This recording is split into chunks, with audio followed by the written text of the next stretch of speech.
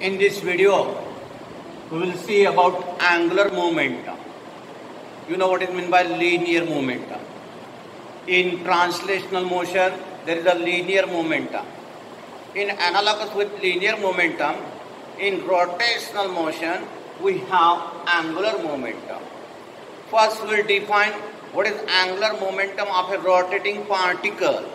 What is angular momentum of rotating particle, and then we will derive expression for the angular momentum of rotating body. After this, there is a law of conservation of angular momentum and its proof also. First, I will explain here what is meant by angular momentum of a particle. What is angular momentum of a particle?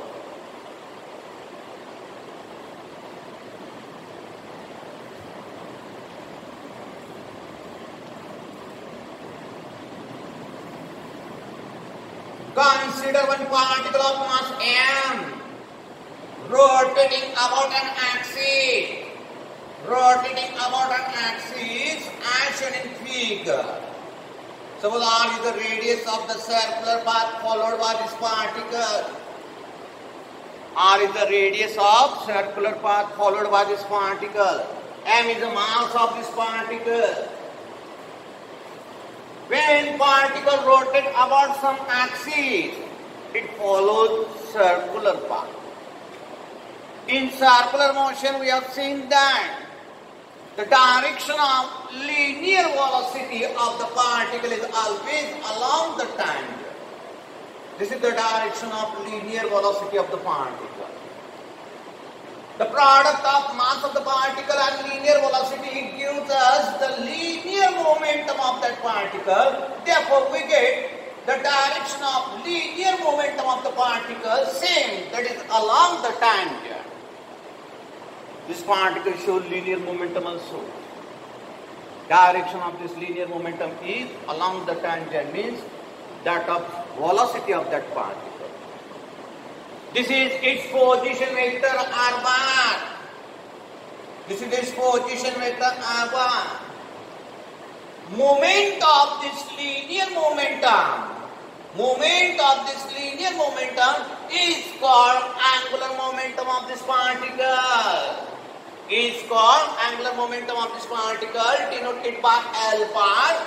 This L bar is always cross product of radius vector and linear momentum vector. It is the cross product of this radius vector and linear momentum vector. You get L bar cross product of these two vectors. Means this angular momentum vector, it will come perpendicular to both R bar as well as this linear momentum vector P bar. This L bar will come perpendicular to both. The direction of L bar will get along the line passing through center perpendicular to plane, satisfying right hand rule.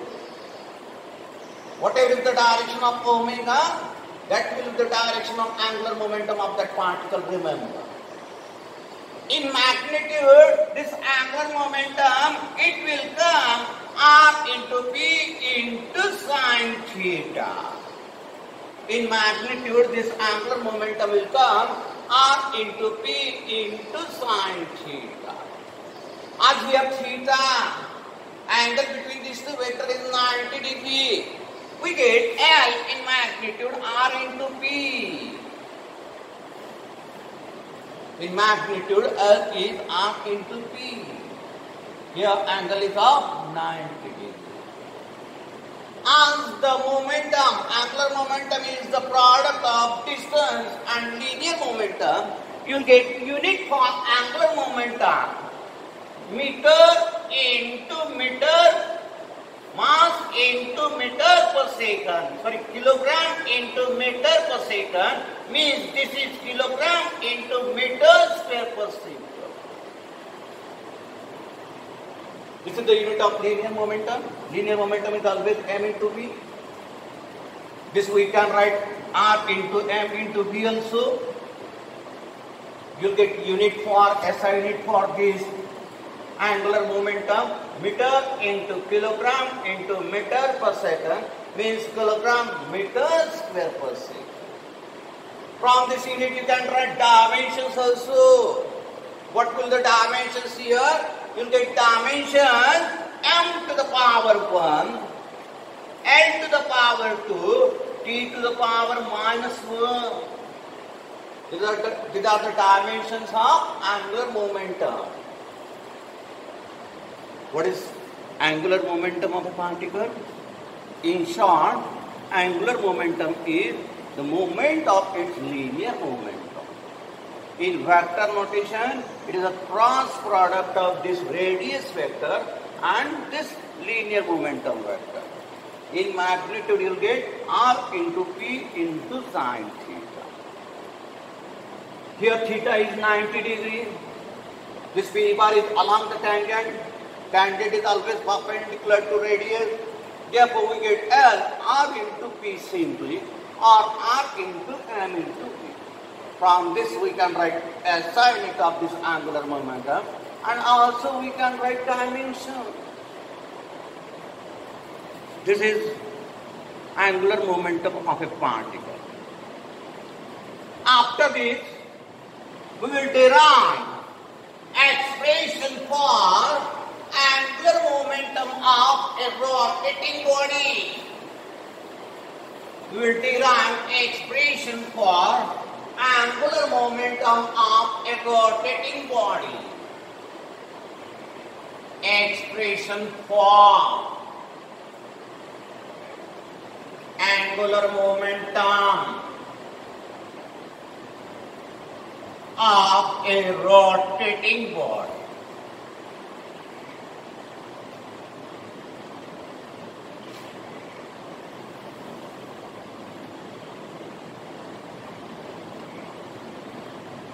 How is the expression C?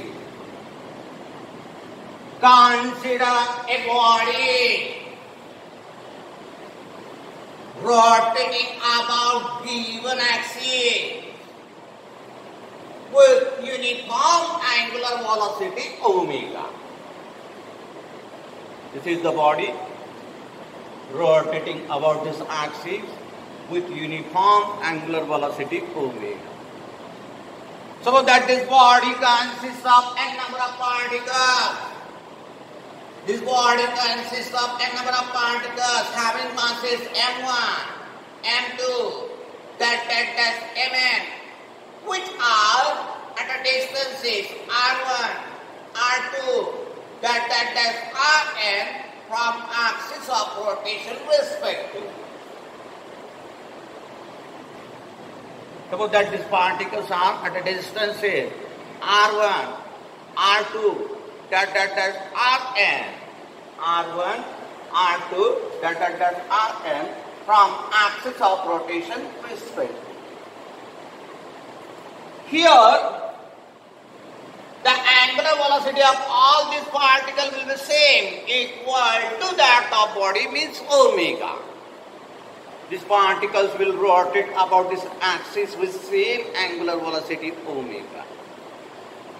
As their distances are different, we get different linear velocity. Their linear velocity will be different. So that V1 bar is the linear velocity of first particle, V2 bar is the linear velocity of second particle, Vn bar is the linear velocity of third last particle.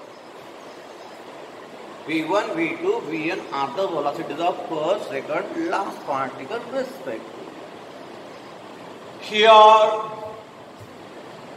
from relation between linear velocity and angular velocity, we can write V1 R1 times omega. V1 means linear velocity of first particle. From this we can write linear momentum of first particle. Linear momentum of first particle denoted by P1. It is equal to M1 V1 means m1 r1 omega. This is the linear momentum of first particle. From this we can write angular momentum of first particle. Angular momentum of first particle L1 equal to angular momentum of first particle L1 equal to how much?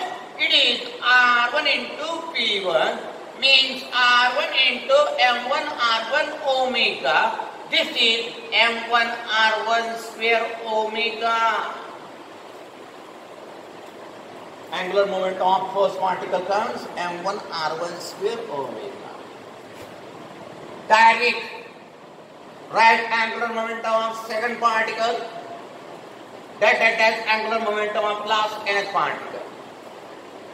Similarly, we can write angular momentum of second particle. Angular momentum of second particle. This angular momentum of second particle L2 will come M2R2 square omega.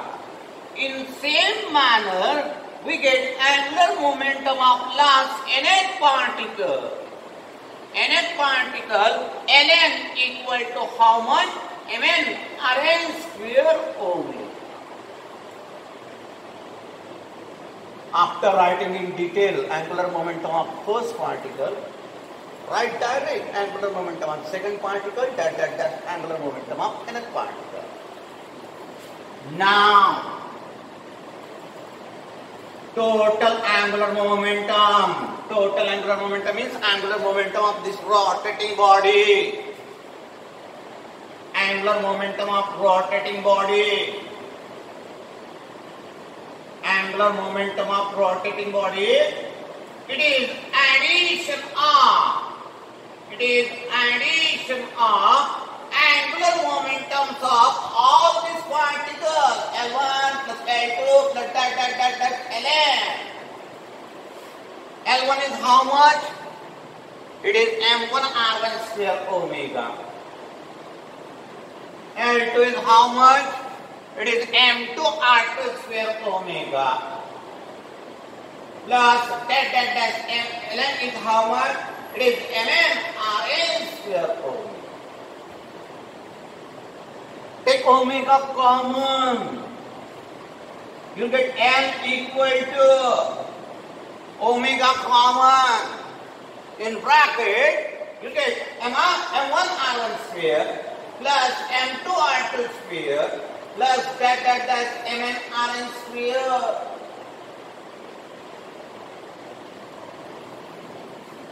This is nothing but summation of Mn Rn square. Summation of Mn Rn square is nothing but moment of inertia of this rotating body. Therefore, we get L equal to R into omega. Remember that the angular momentum of rotating body is the product of. It is the product of its moment of inertia. Is the product of its moment of inertia and angular velocity.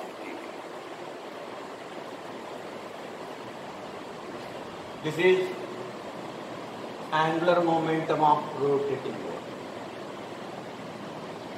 After this, we will see law of conservation of angular momentum.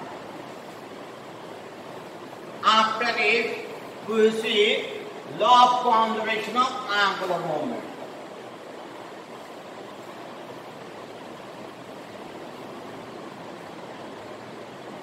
Law of conservation of angular momentum.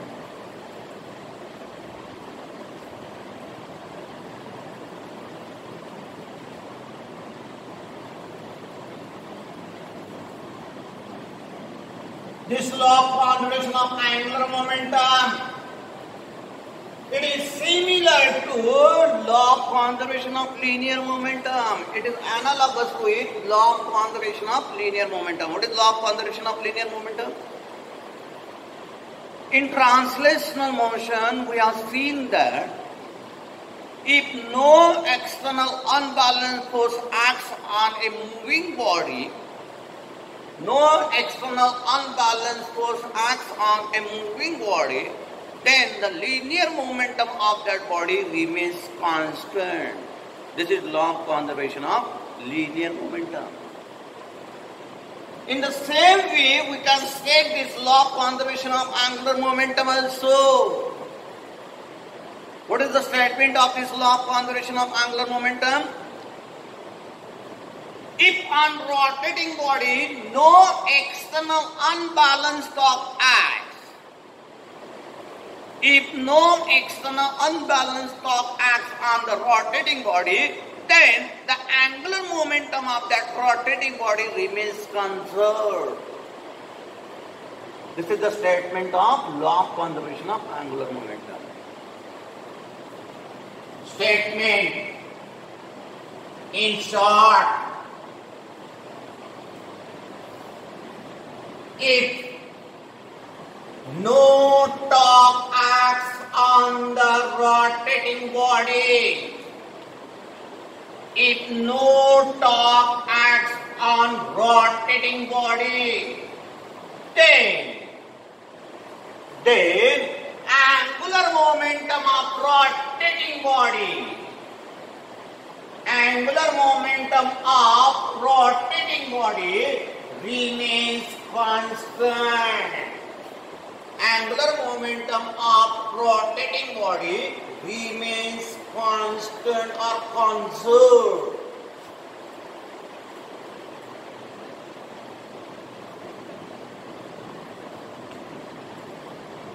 We will see proof of this law of conservation of angular momentum.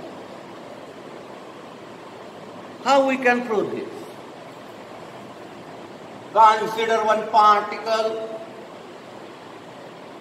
rotating about given axis. This is particle of mass m rotating about given axis along circular path of radius r. This is its linear momentum vector. This is its position vector or radius vector. By definition of angular momentum, we can write the angular momentum of that particle L bar cross product of radius vector and linear momentum vector. L bar is R bar cross V bar. This is by definition. After this, differentiate this equation, which is in vector form with respect to time. You will get derivative dl bar by dt equal to right derivative of this side by product rule. What is product rule? Cos function as it is into right derivative of secant function. Then there is a plus sign. We have to maintain this sequence here because it is cross product. First into derivative of second plus derivative of first into derivative of first into second. This is product. dl bar by dt will come r bar cross dp bar by dt plus dr bar by dt cross p. This is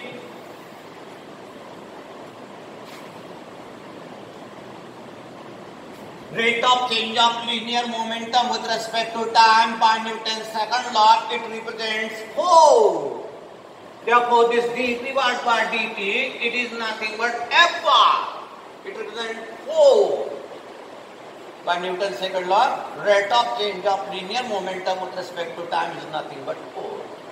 Plus dr bar by dt, it is nothing but velocity vector. Cross p bar is m times v bar. V bar is m times v bar. This is d dt of L bar. take m out of bracket, write in bracket only cross product of these two vectors, v bar cross v bar. Cross product of two similar vectors comes equal to 0. Therefore, dl bar by dt, you will get r bar cross f bar plus m times 0 means r bar cross f bar. Moment of force. This is nothing but moment of force, which is also called torque. Therefore, we get dl bar by dt equal to t bar. Torque acting on this rotating particle. When no torque acts on this particle,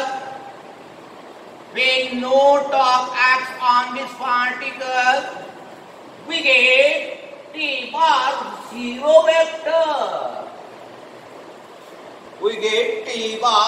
vector. Means dl bar by dt comes equal to 0. dl bar by dt comes equal to 0 if d dt of L bar is 0. Derivative of angular momentum vector comes equal to 0 means this L bar is a constant. Because derivative of constant is 0. It means that angular momentum is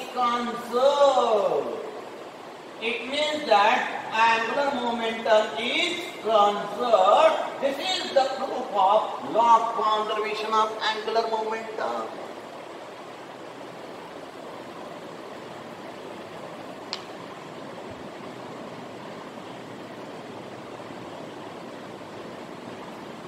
This proof is important with respect to board exam. Generally, the question is asked on this for 2 marks.